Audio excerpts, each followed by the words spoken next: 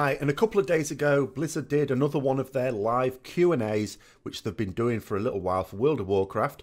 Traditionally, they tend to be done by Watcher, but they do have other games designers in on as well. This time it was Paul Cubitt, who is the senior game designer, who spends a lot of time doing professions for Legion, which is what I'm going to talk about in this video. But he also was very involved in like Time Walking Brawlers Guild and the Micro Holidays, which made him the ideal person to do a Q&A just after the launch of patch 7.1.5. But I'm not going to talk about those ones. I mentioned anything of interest in my news story yesterday. This is going to be very much talking about what they said about professions, both the thinking about the way it's worked in Legion so far and what's coming for the future, and my own commentary alongside those things as well.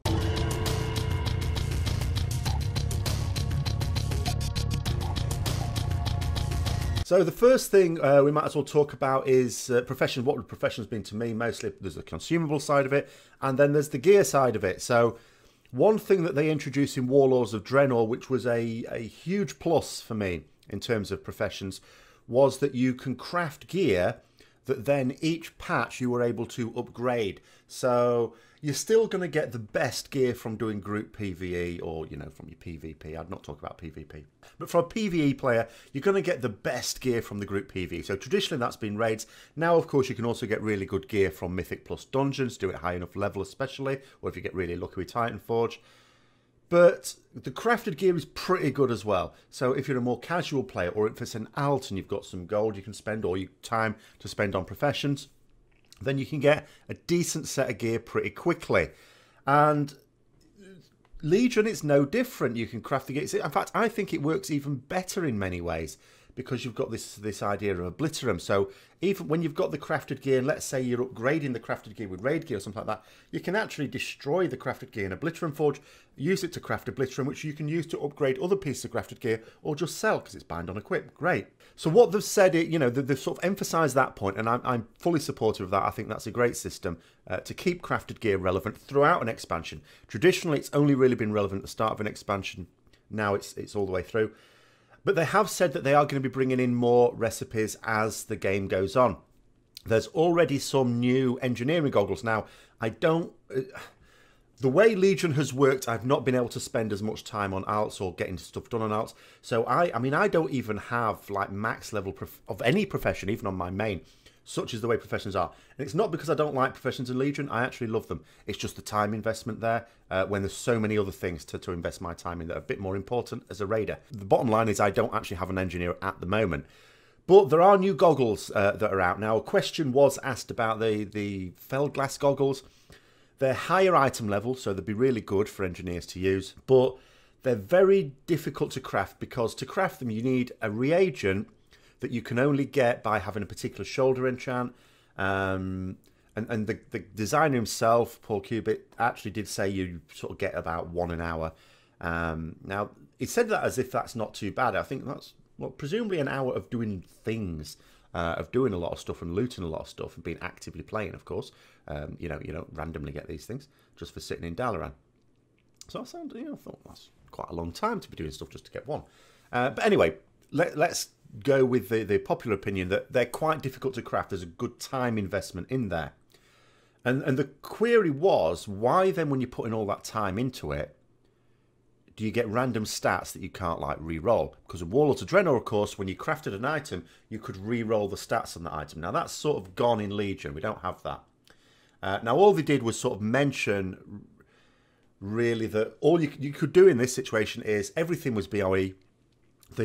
The Feldglass is BOE, so if you get it and you don't really want to craft any goggles for yourself, you can sell that on the auction house, which means that if you do want to craft goggles, you can buy it on the auction house. And the other thing is, well, the goggles are BOE. Of course, only engineers can wear them, but they are BOE. So they did say that if you get some stats that are not suitable for you, you could always sell those, and they might be suitable for someone else. And then hopefully, they didn't actually say for the same price, but I might read a little bit into that. Maybe, hopefully, for roughly the same price, you could buy a pair of engineering goggles on the auction house or from someone in trade chat that do have the stats that you want. So, you know, the bottom line is you're not going to be able to re-roll them. And if you're a bit miffed at the fact that you're going to a lot of trouble to craft these goggles and can't re-roll them, I think you're not going to be able to. But, you know, I think I sort of agree with them. I think it's okay, because I don't think in Legion, correct me if I'm wrong, I don't think there's a secondary stat that no one is really appreciative of. Like, I am not that keen on Mastery. I tend to stay away from Mastery. But there'll be others for whom Mastery is really good. And vice versa. I don't think any stat is really bad. Because I think in WOD, why you would need to re-roll them is sometimes you got some combinations of stats on crafted gear that just wouldn't sell well. And I'm not saying that doesn't exist in Legion, but I don't think it should exist. Because, again, not being into Professions as much in Legion as I would like, I'm not really on the pulse of how the market prices are going. But I think the bottom line is, yeah, it is probably reasonable to say, craft your goggles. If they're not good for you, sell them and try and buy ones that are suitable. Obviously, you're dependent upon having a server with a nice booming economy so that there are enough engineers to supply the market with the ones you want without it being ridiculously overpriced. But that's just, unfortunately, the way it is. Now, well, might as well stick to engineering. They also talked about some other good things for engineers, like Reeves has been quite a popular thing for engineers. The updated Jeeves with sort of battery pack, you sort of keep it going if necessary. People have talked about a bank access slot for Reeves, and they've sort of said, well, I think it's coming, by the way, because they did sort of consider putting it in for 7.1.5, but didn't. Now, if they consider putting it in, if they're going to say they're putting it in for this patch, but didn't, and then go on to say, you know, they don't want us to have all the good stuff right at the start, they want to portion it out over the remaining expansion. That's pretty much, yeah, so it is going to come, just not yet. You know, they did sort of say that they didn't want to give out all their great ideas to start with. They want to ration them for different patches. One thing that has been mentioned before and came up again is the idea that some crafted materials, for a non-crafter, is quite expensive. I mean, I suppose as a raider, I would be thinking in terms of flasks and potions and food. Now, they are actually really expensive. There's no getting away from that. But as they know, you know, as they noted in this Q&A, the reason for that is because unlike in Warlords of Draenor, where everyone just had passive gathering almost, now we've actually got to go out and do it. And this is the first expansion ever. I mean, not vanilla. I'm not counting vanilla as an expansion because that was the original game. So since vanilla, this is the first time that at level cap, you have not been able to go out as a gatherer, let's say a miner and a herber, and just fly around getting nodes and gathering lots of, reagents. So, because in Warlords of Draenor we couldn't fly at the start of the expansion either, but we had this passive gathering thing going on, with everyone had a mine and a herb garden. Yes, you could go out and get more as a miner or a herber, but what was the point? You got enough from your mine and your herb garden, especially if you had multiple characters, which are also really quick and easy to do. Whereas in Legion, they've continued with the not being able to fly until halfway through the expansion, but we've actually got to go out and gather. So that, you know, I mean, at the start of Legion, the price of these things was horrendous. The cost of herbs was prohibitive for a lot of people. And I think to the point where now, I mean, you look at a lot of players even now, and they don't use flasks and potions for the sort of stuff that would have been commonplace in Warlords of Draenor. And what they've said again here is, you know, that ultimately a lot of the issues around Professions and accessibility to the products of Professions is cost because of the, you know, cost of the gathered materials. But, I mean, the only thing they could do about it, I suppose, I mean, they've sort of indicated in the past that they can always reduce, potentially, the amount of whatever you need to craft certain things. I think what they haven't said this, but I think what they're secretly hoping for is that when flying is introduced in 7.2, the cost will naturally come down. I mean, they already put the Blood of Sargeras vendor in, didn't they? So we can get some stuff. So we can farm Blood of Sargeras doing our normal stuff and get materials for that. But yeah, maybe they're thinking that when flying comes in, it'll be a lot easier to do the gathering and therefore, you know, the cost will come down because more people will do it. Because I'll be honest, I mean, I've got a herber and a miner, but I don't actually go on it for very often because, again, it's this time thing. For the amount of stuff you get for the time it takes, when, you know, there's also pressure on my main to be getting my artifact power to get my, you know, artifact weapon up, because it's not at 54 yet. then, you know, it's a bit difficult to justify that sometimes. And I think even for non-raiders, you just think about the reward for the time you've got to spend doing it. And for a lot of people, it's like, well, is it really worth it? And for a lot of people, no. One big casualty, though, which was also touched upon. I mean, for flasks and potions, yeah, like I said, I think there are situations where people could use flasks and potions and would have done in the past, but don't anymore. But for some ones, you're going to have to. Like for raids, for example, if you're doing progress raids with your guild, or even farm raids that it's not a given, you are going to use flasks and potions because you've got to. You know, that's part of the deal of being in a raid, that you actually do your best to defeat those encounters, and that means using flasks and potions. There is one thing, though, that has been noticeably absent from use, and that are the respec tomes. So with Legion, we have this situation where we can't respec unless we're in a rested area. Unless you use a tome. But they're very expensive. Cost a lot of materials. And they talked about that, and they recognise, Blizzard sort of recognise, that they are too expensive now. And they are, because what happens in raids now, you don't get people using a tome. You get people hearthstoning from fight to fight, hearthstoning, needing a summon back. The delays that causes, because it's not worth guilds in general. Because there's the like 10 times tome that you can use where everyone in the same area could use it. It's not really worth a lot of guilds getting those because they're bloody expensive, and it's not worth individuals getting tomes. I mean, I have, but you know, I can sort of afford it because, you know, WoW token's pretty good at the moment. 120 gold, 120,000 gold, sorry, for a WoW token. So yeah, I can get those with real money and sell them on the auction house whenever I need a bit. But for a lot of people who've got to sort of farm their own gold, I mean, on my realm, it's about 800 gold, something like that. And the other thing about the tomes is, even if you can craft them, just like flasks and just like potions, they're actually cheaper than the cost of the materials to make them. Don't know how that works with tomes.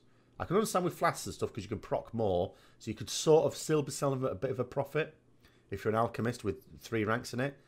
I don't think that's the case with tomes, is it? You don't proc tomes. Am I missing something? So I don't actually know why tomes are cheaper than the cost of the mats, but they are.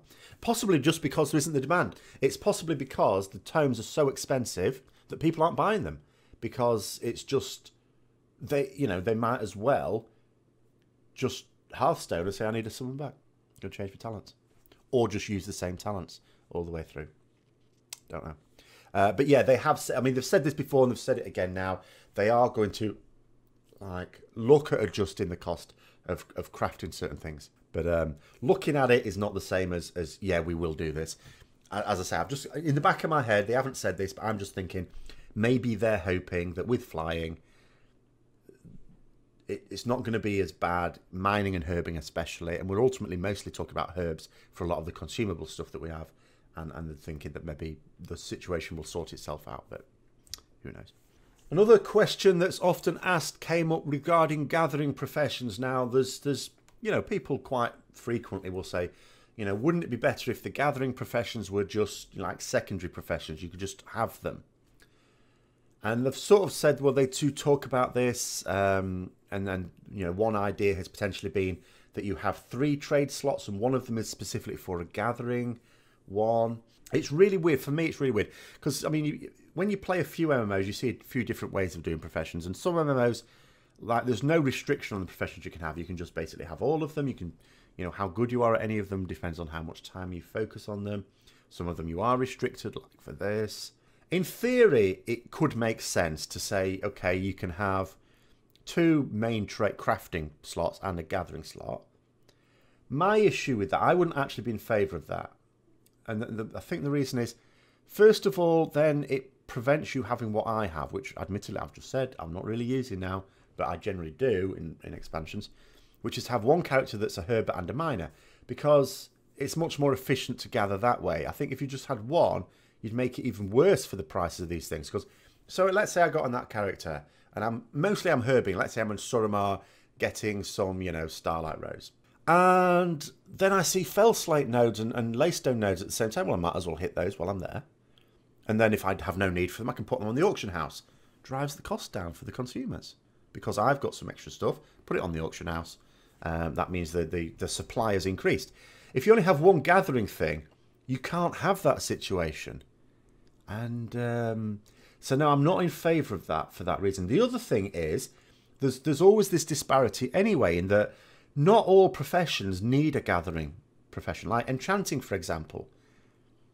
I mean, I think that idea of 2 and 1 would only work if all professions needed a gathering profession to feed them, and they don't. Tailoring doesn't, enchanting doesn't. And some more than others as well. Alchemy needs far more because you're making consumables. Like for blacksmithing, I'm a blacksmith and enchanter. The blacksmithing, you're just making armour and weapons. Well, not weapons anymore, just armour. More about that later. But, so you only need limited supplies. You're not crafting it all the time, unless you're someone who's trying to make money out of it. You're not really crafting stuff all the time. Whereas as an alchemist, you will be, even if you're only feeding yourself. Even if you're not putting stuff on the auction house. Like, I have an alchemist, I just produce stuff for me, for myself. I don't put extra stuff on the auction house. But I still need a constant supply of herbs for that.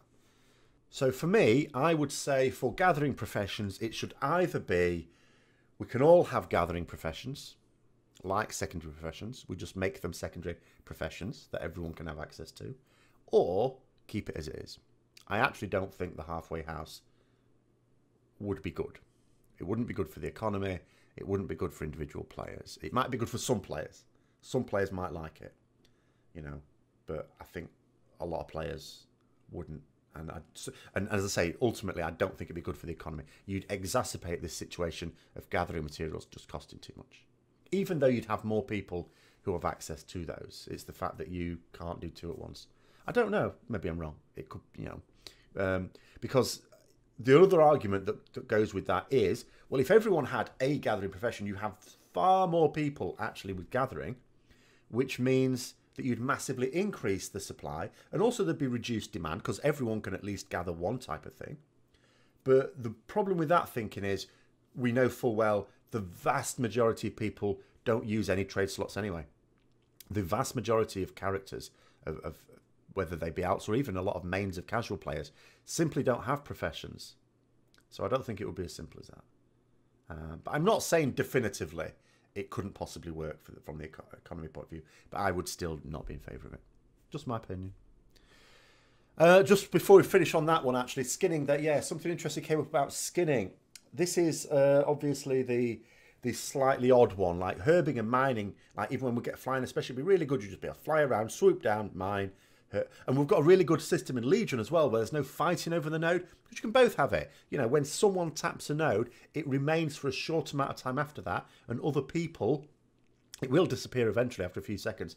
But, you know, if other people get in at the same time, you can tap it as well. So there's no longer a situation which used to exist, where you fighting your way to a node and beating all the mobs, and then some arsehole comes along and just nicks it, and off into the sunset, while you're still got that tiger on your ass. Thanks. Thanks for that. Thank you. No, not anymore. But skinning problem. Skinning is a problem. So what they said is make skinnable mobs like multi-tap is something that they want to do with there. So they are sort of thinking about better quality of life for skinners, because it's already quite harsh for skinners, because like herbers and miners, you might have to kill something to get to a node, but you might not. Skinners always have to kill something to be able to gather their stuff. That's just always the way. Because you're skinning something. So there's already extra time required to skin stuff. I think probably offset by the fact that you've got far more sort of range of things that you can skin. But yeah, the idea of like multiple people being able to do that is something that they want to be able to do, which certainly would get my seal of approval. In terms of other secondary professions, or the actual secondary professions as they are, they did talk about, because Legion, they really wanted to make professions much more involved. And of course, we got the quest lines as a result of that, and these ranks. And they said, you know, they didn't want to do a lot of that for the secondary professions, a bit overwhelming. So there's certain things. I mean, archaeology, you've got the sort of quests associated with that, the time ones. You've got the artifact fishing pole for fishing. You know, first aid, you've got various things out in the world. And for cooking, we've got Nomi burning our food with work orders. Now, they did say that, you know, work orders had a very bad rep in Wars of Draenor. In fact, so much so, when I was in the alpha and I did a video on Professions, particularly cooking and first aid. I was focused on cooking and first aid, mostly cooking. And I was showing the way the work orders worked. And because this was still all as Adrenor, a lot of people watching my video were going, oh my God, work orders are still in. But of course, it's only really in for, apart from order hall stuff, for cooking. In terms of Professions, it's only there for cooking. And they did sort of think, well, with work orders, it does sort of work for cooking. It's all right. It's, they shouldn't have done it for all the professions like they did in WOD. But for cooking, it sort of seems to work. And they did sort of mention that, okay, it can be a little bit random. I mean, I'm okay with that. I'm okay. But that Nomi will get better. He's getting better. He's getting more efficient. So he isn't, at least now when he burns our food, we can sell it for a little bit more to the vendor. And also they've said with the patch 7.1.5, the chance of getting recipe patterns has now increased quite a lot more. So if you've been holding on to a lot of stuff, as I have, because I got sick of him, it is now worth giving Nomi some work orders, giving him another chance. You've got a much better chance of getting patterns now.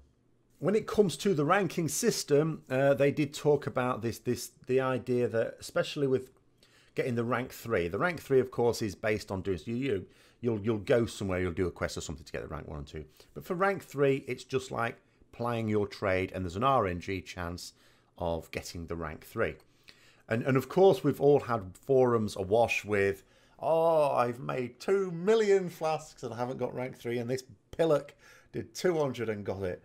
It's usually a bit of an exaggeration, but yeah, it is RNG, and where it's RNG, you'll get people decrying this and complaining. And why not? Because, of course, it's a bit like I said when I referred back to flasks. Flasks on the auction house on my server, the price of a flask is less than the cost of the material. So as an alchemist, if you don't have rank 3, if you want the flask for yourself, you're actually technically better buying them on the auction house, at least for short-term game. I'm still making them for myself because I'm thinking long-term.